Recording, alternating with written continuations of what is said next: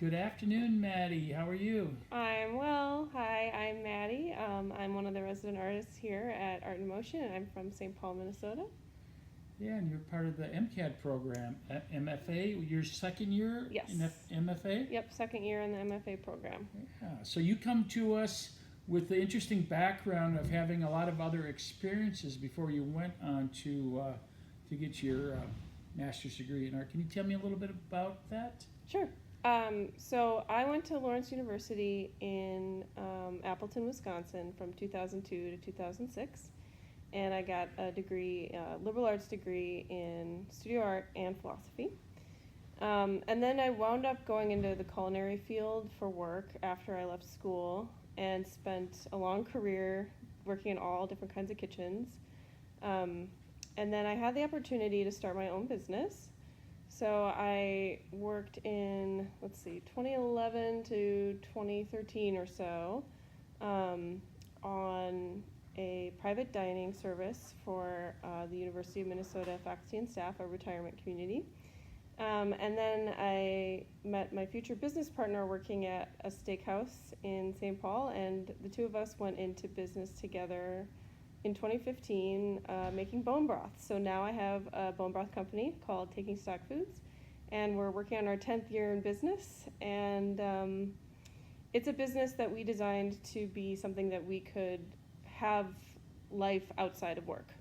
And so the whole time I've been making art since starting that business and since school, and I decided I wanted to focus on that a little bit, so I applied for the MCAD Master of Fine Arts grad program and about to start my second year. Very good. So, what were your early influences in art that kind of stuck with you that you wanted you to pursue, education in it? So I grew up surrounded by art. My mom was a lithographer and a painter. A what? A lithographer. It's a type of printmaking. Okay. And actually something that I specialized in at Lawrence too, and hope to teach that to higher ed students.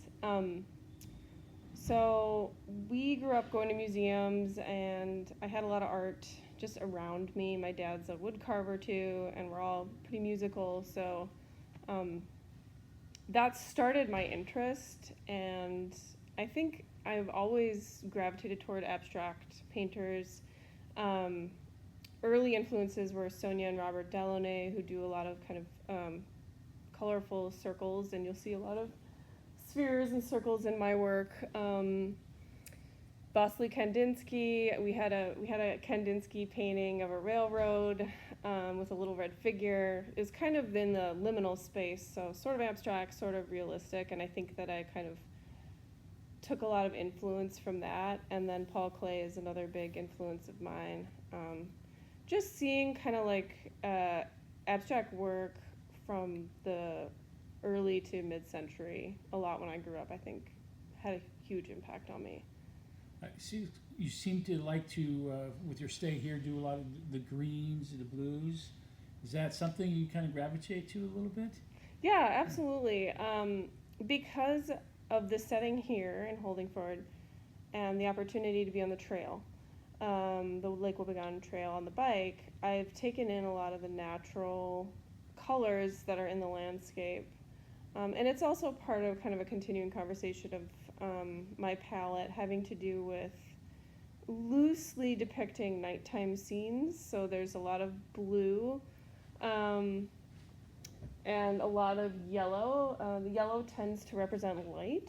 So light coming from street lights or buildings or the sun. And I think because I happen to have a lot of blue and yellow, those come together and make green. So it's sort of like a natural process of bringing those things together, I guess. Yeah, you've been very busy here. Yeah, I've been working a lot. It's been very freeing to have all this time here to Got in spend. a groove? Yeah, absolutely. Very good. What do you want to do with your degree once you're done? What's your chosen path? There are so many things I want to do. It's hard to pick. I love to teach. I love spending time with the undergrad students. and just seeing how talented they all are, it helps me with my work too. And then just sharing the knowledge that I have, especially in printmaking, because it's a highly technical craft. And I want it to keep going. Lithography is very near and dear to my heart. It's a very specific type of printmaking. So teaching is hopefully in the in the plans, and then I'd love to just continue to make work and show it in galleries and work with the community in various ways. I have an interest in doing public art and mural art. There's a lot of things that I've come across at this time at the MFA program at MCAD that I haven't had a chance to do yet, but I'm making really great connections and look forward to trying all kinds of new stuff. Very good. So how's the experience been here at Art in Motion? Unbelievably amazing. Everyone is so generous and sweet. I feel free to really concentrate on this work kind of on my own timeline, and being in nature a lot has helped me kind of create this just sort of stable consciousness that's like a foundation for making abstract work. My project for this residency revolves around reading some art theory, and it has to do with nature and abstraction, so this is the ideal setting for it. Oh, very good. Have to ask, what's your favorite sandwich so far? The recumbent. The recumbent, Yes. yeah. The forest mushrooms. Mushrooms are fantastic in it, so highly recommend that one for anyone who comes to the Boho Cafe. Yeah.